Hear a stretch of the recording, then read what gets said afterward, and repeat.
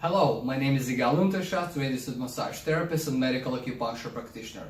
And in this video, I'm going to be talking about cupping therapy, a modality I use frequently in my practice to enhance the therapeutic outcomes of my treatments for my patients. So a brief history about cupping. Cupping has been around with us for centuries, and we know it throughout documented history. The Egyptians have used it more than 3,500 years ago, the Chinese have used it more than 3,000 years ago, the indigenous people in North America have used it, and the Greeks, who actually created modern medicine as we know it today, and they took it from the Egyptians. In the last decade, cupping has really been popularized by professional Olympic athletes and movie stars, and has really gained momentum as a soft tissue tool in manual therapy. And we're going to be exploring this within the scope of practice of massage therapy.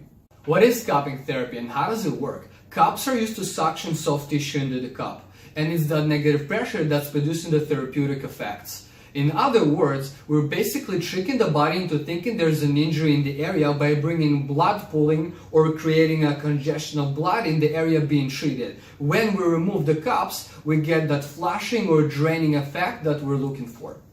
Different types of cups have been used over the years. Animal horns, clay pots, bamboo, glass. The two commonly used ones in the medical field today are, first being the plastic cups.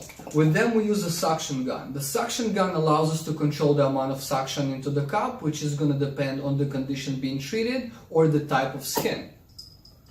The second type of cupping is the silicone cups. Silicone cups are much softer, they feel nicer on the skin, and with a little bit of lubricant we can create a nice glide and a separation between the fascia, which is the connective tissue, the skin itself, and also to create a separation between different types of structures or muscles within the fascia itself. What are the effects of cupping? Cupping increases range of motion. When cups are placed around joints, the blood is being drawn to the area and warms the joints similar to an exercise or warm-up. Cups also decrease muscle tension. They break down fascial restrictions, scar tissues, and adhesions, as well as encourages detoxification, lymph drainage by bringing blood to the area and releasing toxins from the tissue.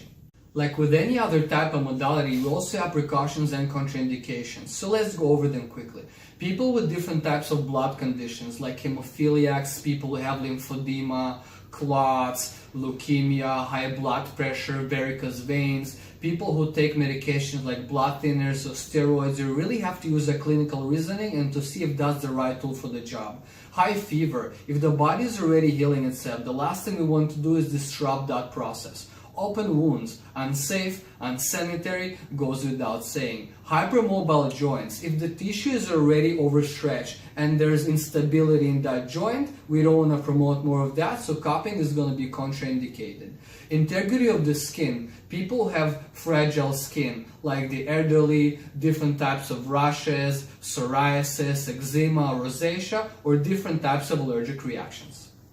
So let's recap all the amazing benefits of cupping. Cupping can help us reduce fascial tension. It can help us reduce muscle tension, to promote circulation and blood flow into the areas being treated, to break down adhesions and scar tissue, to increase range of motion of joints, and to promote relaxation. That being said, cupping is considered to be a pretty safe modality to use, if done by a trained healthcare professional. Thank you for watching and enjoy your treatments.